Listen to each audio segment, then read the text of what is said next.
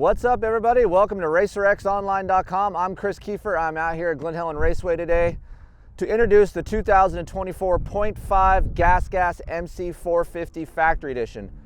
Look it, little better late than never. We're just getting on this thing right now, and guess what? The 2025 bikes have just been announced. I mean, we're in April and we're already talking about 2025 machines.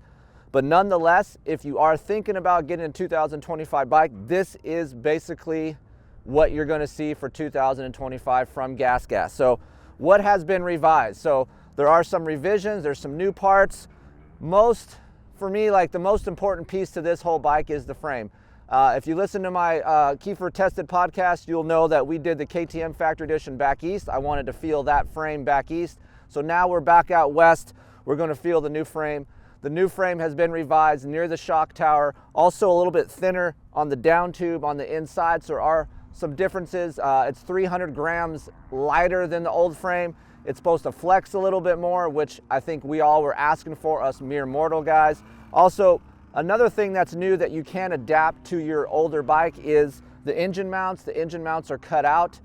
There is a new linkage, but don't get excited about ratios because there is no new ratio with the linkage. It's just the seals and the bearings, and the bolt is smaller, so they had to revise the knuckle a little bit to accommodate that. Also, the swing arm is slightly different to accommodate the bolt going through the knuckle. So there are some changes within that actually could affect the characteristic of the bike out on the track. So I haven't check the frame on the 450 side out west, but that's why we're here today, to talk to you to see if it's actually worth it. Does it make a difference on the big bike out west? Because I know it did back east. So I'm excited to try this bike from the frame out here at Glen Helen Raceway today. Other bits and pieces that are different from the factory edition to your older bikes are split clamps, updated graphics, seat cover, MX34 tires, and just overall look of the bike. But the big change for me is the frame, as well as revised suspension settings from the AER fork and the WP shock. All right, so we're gonna take this bad boy out on the track. We're gonna break down some questions that I've been getting a lot through my email. If you have any questions, Chris@KeeferInkTesting.com is the way to get a hold of me. But you guys are asking me, hey, is this new frame worth it? Should I just get a 2024 bike? Can I feel it? Is the price difference worth it?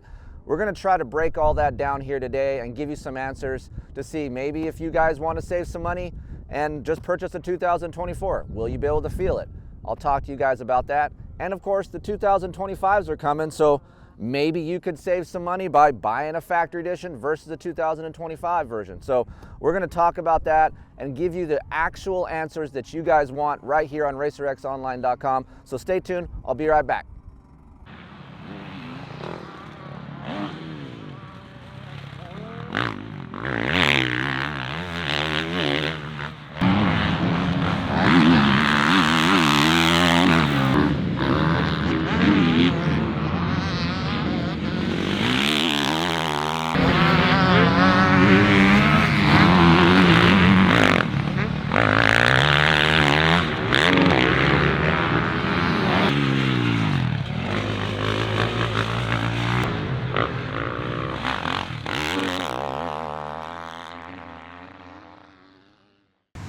All right, just got back from the first session. Glen Helen is not the best today. As you can see, it's very windy. Welcome to Southern California in the springtime at Glen Helen. So silty, dry, but honestly for me, when it comes to testing and this frame, I would rather have it like that than have it fully prepped up and nice. So I wanted a little bit less engine braking and a little bit more throttle response. So the beauty thing about this whole KTM GasGas Husqvarna connectivity unit off-road is you can adjust all that, just like the Yamaha Power Tuner. Sorry, Braden. Brought Braden over here from KTM, but the connectivity unit off-road is very versatile. It's a wide range of parameters you can do, and honestly, it's not gimmicky.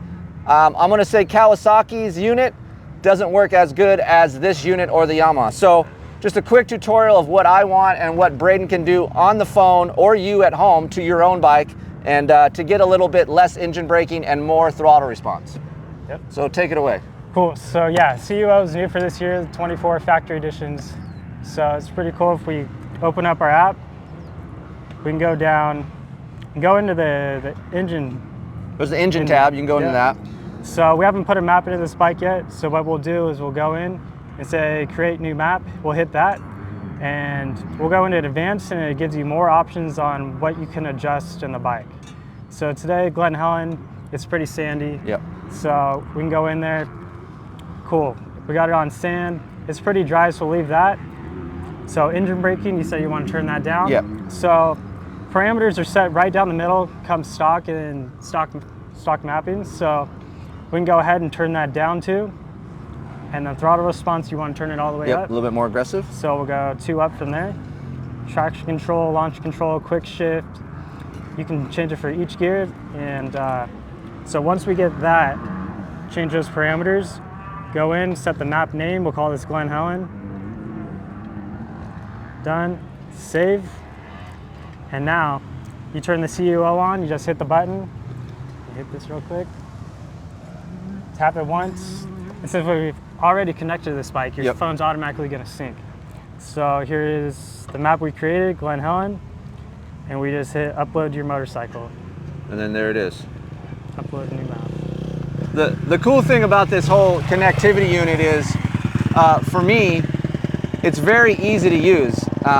I would assume most old guys are gonna buy a factory edition motorcycle because you have some money in the bank, and some of you boomers out there are not very active on cell phones or know how to work apps. So this is very basic. It's basically just a bar that you drag from 1 to 5. If you want less, you want more.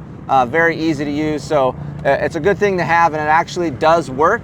So don't be afraid to play around and use it.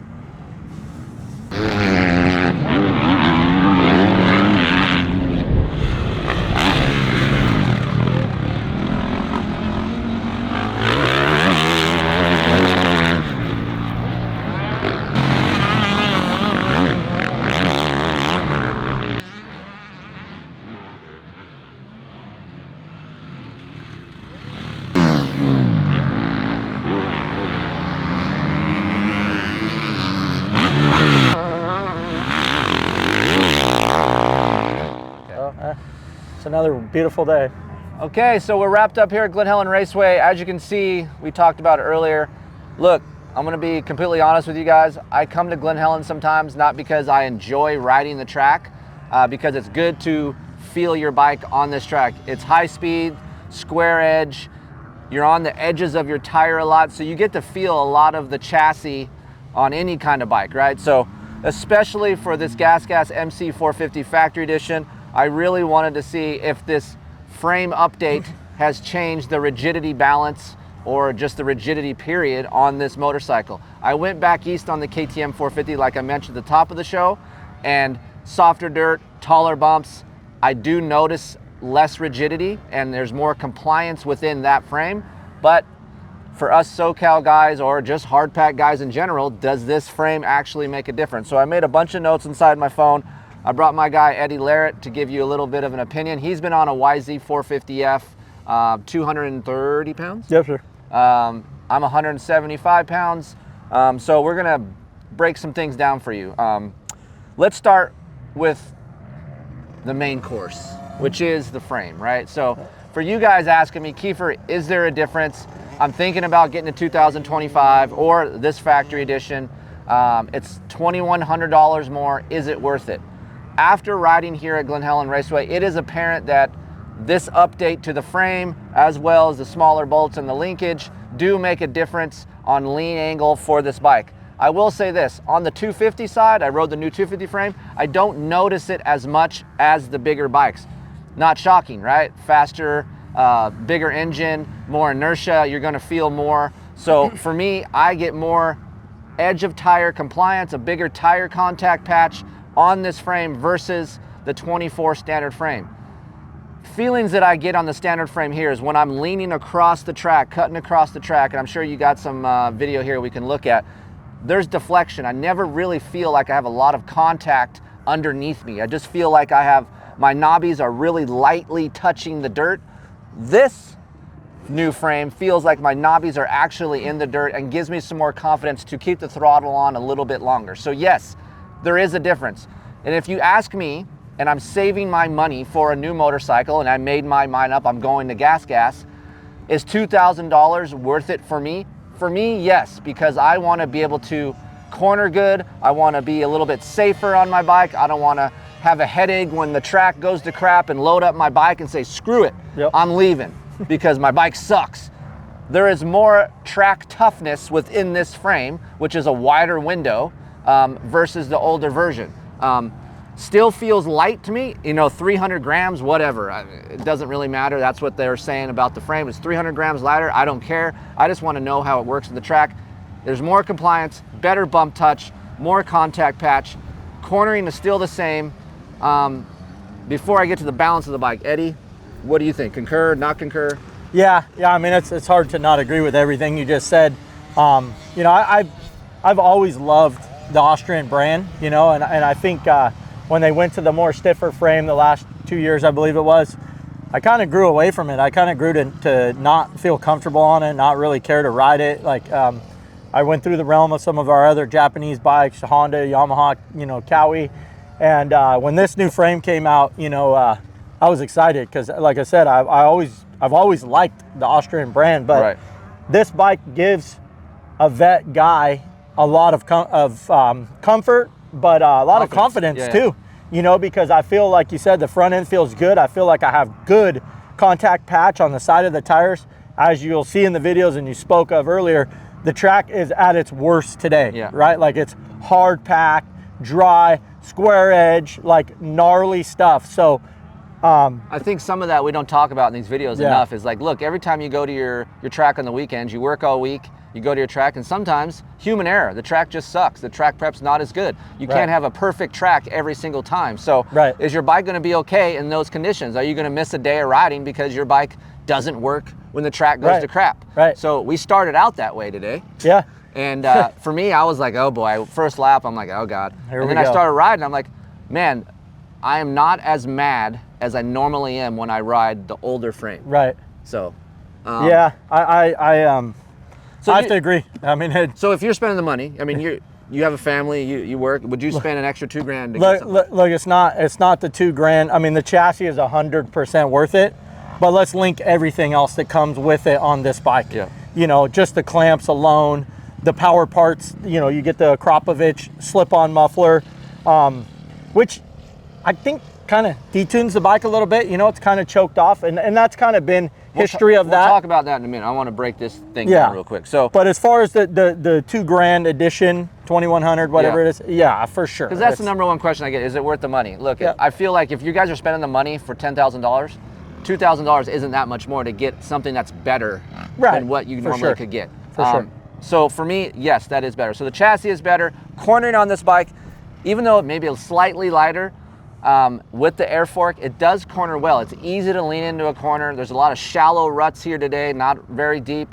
But what I noticed about this bike, and we talked about this on the Yamaha, there's this, when you go to lean into a rut or a berm, it doesn't roll you all the way back. There's not that inertia that forces you back the other way. Like you can actually manipulate and maneuver this machine over a Yamaha. A Yamaha has a lot of bike to handle. And if you're in shape, it works great. But if you're a little bit out of shape, this bike is a lot easier to handle than a Yamaha. For sure. I've been on my Yamaha all day today. And then, you know, jumped on this thing towards the end after you guys did the video stuff. And let me tell you, with the way the track is, and I talked a little bit about this in some of the other ones, like the Kawi 450, this is the bike you want to bring to a track like this.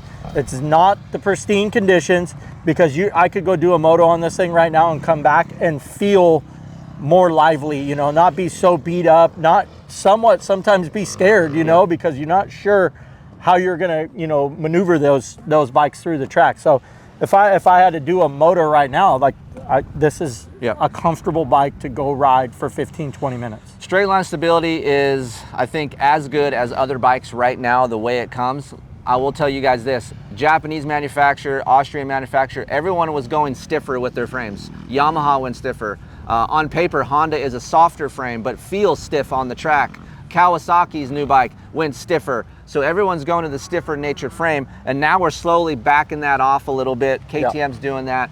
Mere mortals like us that want to go ride and have fun and try to go as fast as we can, we need more compliance. So this frame gives you that straight line stability and still have good cornering character. Before we get to the engine, yes, still an air fork, AER fork.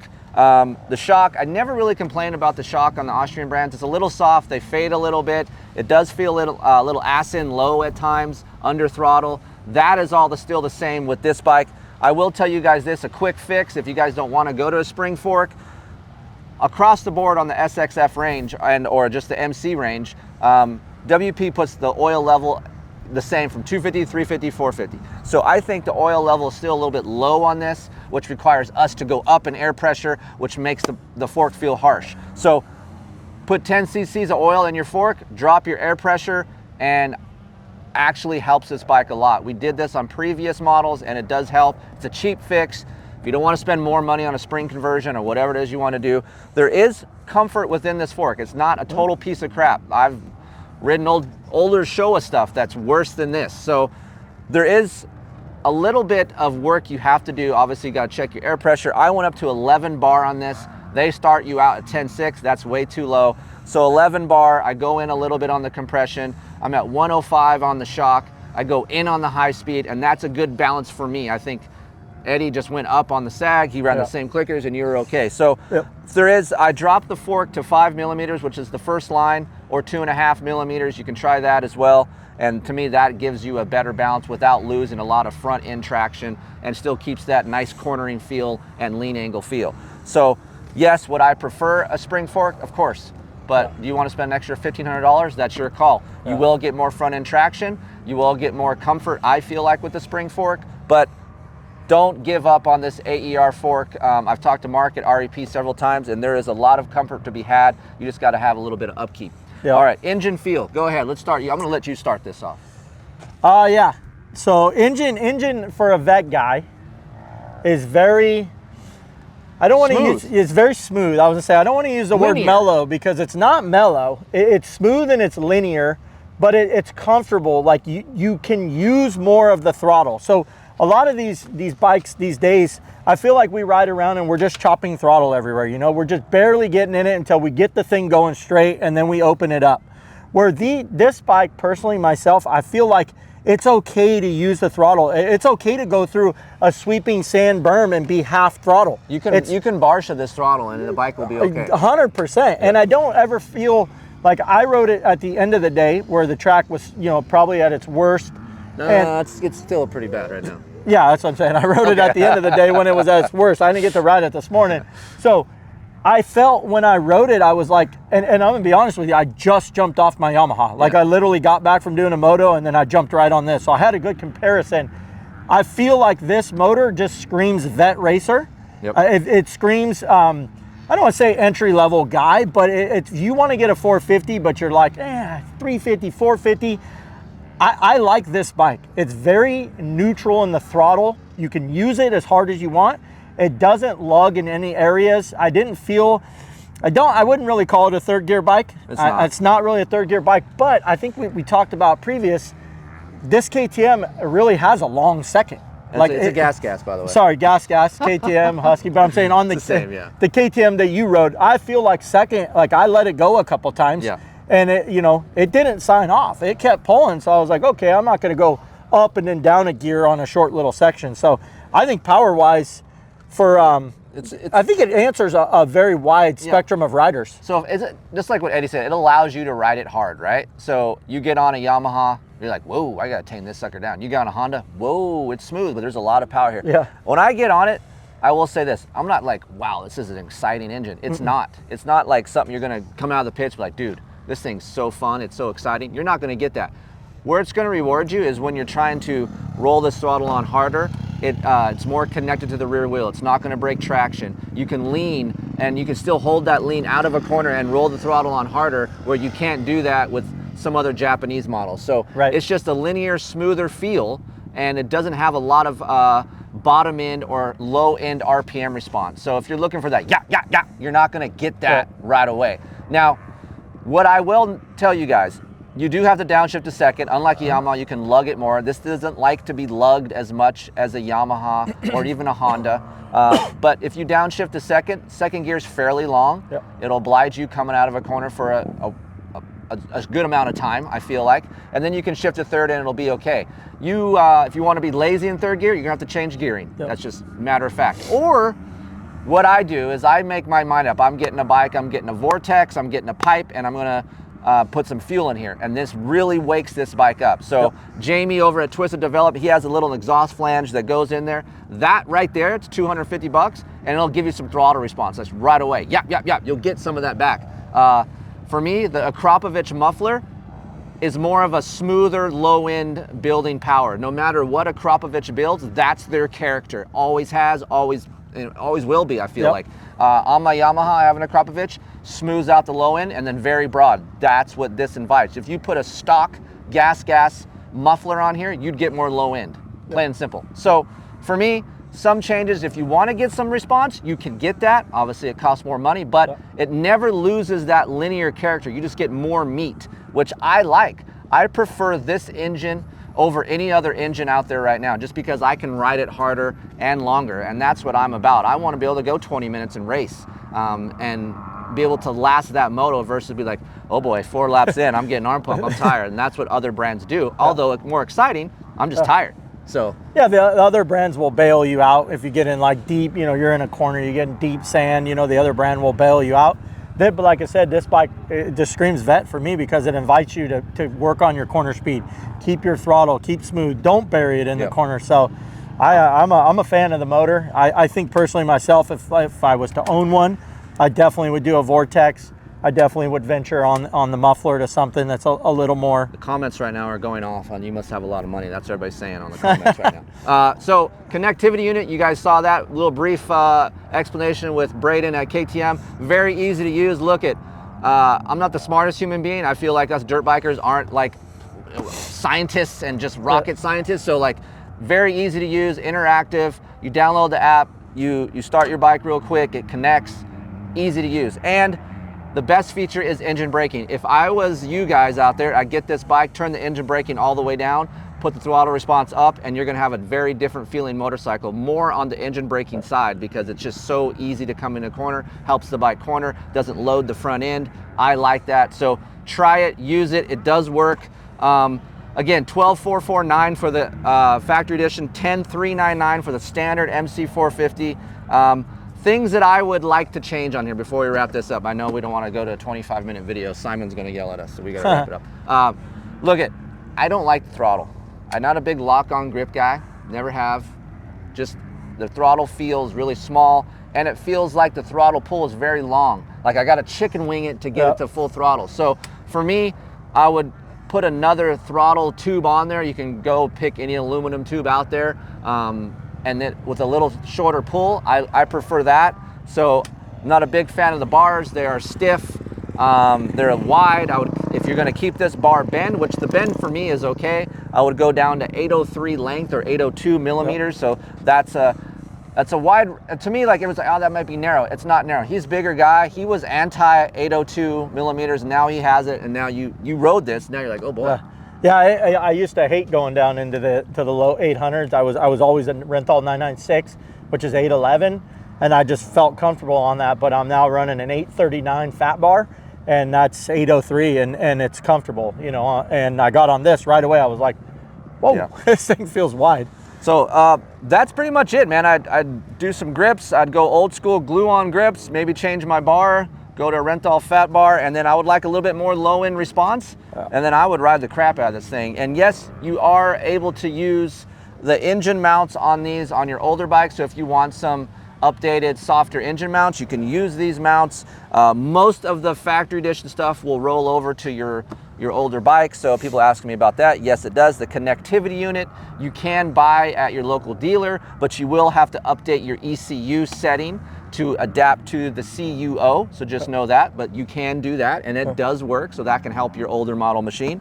And overall, one of the best clamps out there, I feel like, in the aftermarket. These split clamps do help compliance, and versus the stock neck-in clamps that you see on the KTM and the Husqvarna, so these are also better. MX-34s, good tires, you got disc guards, you got skid plates. Overall for me, I still prefer the KTM Factory Edition look, but this is second. I like red. It looks really sharp. The lines are smooth. I like this gas cap area. And for me, red and blue is just hard to beat. So yeah, for me, I think it's definitely worth buying if you're in the market for a GasGas. And as always, if you have any questions about this or anything else, Kris, K-R-I-S, at KeeferIncTesting.com. You can email me and I'll answer away. And don't forget, 12 issues, $30 for the Racer X magazine that you don't get.